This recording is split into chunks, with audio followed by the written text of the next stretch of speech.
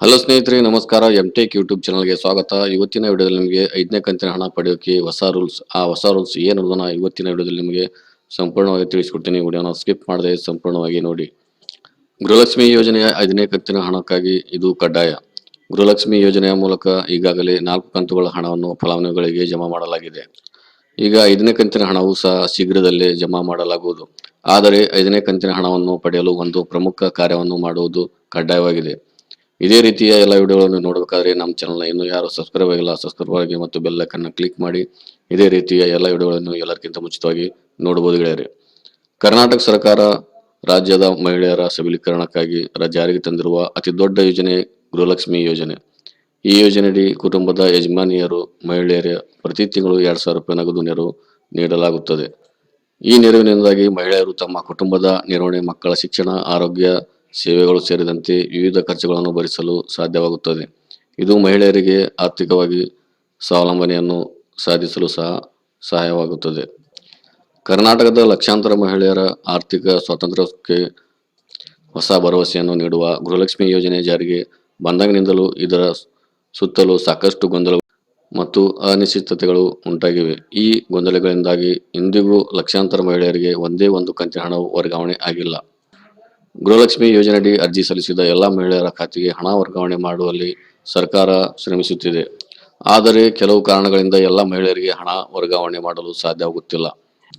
ಸರ್ಕಾರ ಈ ಸಮಸ್ಯೆಗಳನ್ನು ಪರಿಹರಿಸಲು ಕ್ರಮ ತೆಗೆದುಕೊಳ್ಳುತ್ತಿದೆ. ಆದರೆ ಗಮನಿಸಬೇಕಾದ ವಿಷಯವೆಂದರೆ, ಇದುವರೆಗೆ ಸ್ಥಗಿತಗೊಂಡಿದ್ದ ಗೃಹಲಕ್ಷ್ಮಿ ಯೋಜನೆ ಹೊಸ ಅರ್ಜಿ ಸ್ವೀಕಾರವನ್ನು ಮತ್ತೆ ಆರಂಭಿಸಲಾಗಿದೆ. ಮಹಿಳಾ ಫಲಾನುಭವಿಗಳು ಹತ್ತಿರದ ಸೇವಾ ಕೇಂದ್ರಗಳಿಗೆ ಹೋಗಿ ಅರ್ಜಿ ಸಲ್ಲಿಸಬಹುದು. ಗೃಹಲಕ್ಷ್ಮಿ ಹಣ ಪಡೆಯಲು ಈ KYC ಕಡ್ಡಾಯ. ಇತ್ತೀಚಿನ ನವೀಕರಣಗಳಲ್ಲಿ ತಿಂಗಳಾಂತ್ಯದ ಒಳಗೆ ಗೃಹಲಕ್ಷ್ಮಿ ಯೋಜನೆ ಯಶಸ್ಸು ಖಚಿತಪಡಿಸಲು ಸರ್ಕಾರವು ನವೀನ ನಿಯಮಗಳನ್ನು ಜಾರಿಗೆ ತರುತ್ತಿದೆ. 5ನೇ ಕಂತು ಬಿಡುಗಡೆ ಮಾಡುವ ಮುನ್ನ ಅರ್ಹ ಫಲಾನುಭವಿಗಳು ಸರ್ಕಾರ ಹೊರಡಿಸಿರುವ ಮಹತ್ವದ ಆದೇಶವನ್ನು ಕಡ್ಡಾಯವಾಗಿ ಪಾಲಿಸಲೇಬೇಕು. ಹೊಸದಾಗಿ ಅರ್ಜಿ ಸಲ್ಲಿಸಲು ಸರ್ಕಾರ ಅವಕಾಶ ಮಾಡಿಕೊಟ್ಟಿದೆ. ಅರ್ಜಿ ಸಲ್ಲಿಸಲು ಮಹಿಳೆಯರ ಹೆಸರಿನಲ್ಲಿರುವ ರೇಷನ್ ಕಾರ್ಡ್, ಆಧಾರ್ ಕಾರ್ಡ್ ಪ್ರತಿ ಮತ್ತು KYC ಆಗಿರುವ ಬ್ಯಾಂಕ್ ಖಾತೆಯ ವಿವರಗಳನ್ನು ನಿಮ್ಮ ಹತ್ತಿರದ ಸೇವಾ ಕೇಂದ್ರಕ್ಕೆ ಸಲ್ಲಿಸಿ. ಸರ್ಕಾರಿ ಉದ್ಯೋಗದಲ್ಲಿರುವ ಮಹಿಳೆಯರ ಅಥವಾ ಆ ಕುಟುಂಬದ ಸದಸ್ಯರ ಅಥವಾ ತೆರಿಗೆ ಪಾವತಿ ಮಾಡಿರುವ ಅರ್ಜಿ ಸಲ್ಲಿಸಲು ಅರ್ಹರಿಲ್ಲ.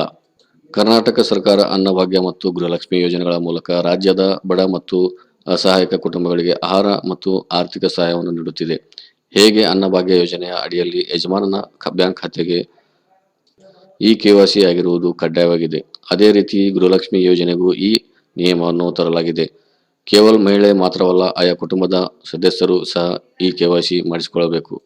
ಹೀಗೆ ಹೊಸದಾಗಿ ಏನು ಅರ್ಜಿಯನ್ನು ಸಲ್ಲಿಸಿದಾರಲ್ಲ ಅವರಿಗೆ KYC ಎಲ್ಲರದು ಆಗಿರುವುದು ಕಡ್ಡಾಯವಾಗಿದೆ. ಇನ್ನು ಮೊದಲು ಏನು ಅರ್ಜಿಯನ್ನು ಸಲ್ಲಿಸಿದರೆ ಅವರಿಗೆ KYC ಮಾಡುವ ಅವಶ್ಯಕತೆ ಇಲ್ಲ. ಇವತ್ತಿನ ವಿಡಿಯೋದಲ್ಲಿ ನಿಮಗೆ KYC ಮಾಡೋದು ಹೊಸ ಅರ್ಜಿ ಸಲ್ಲಿಸಿದವರಿಗೆ ಅಷ್ಟೇ ಅಂತ.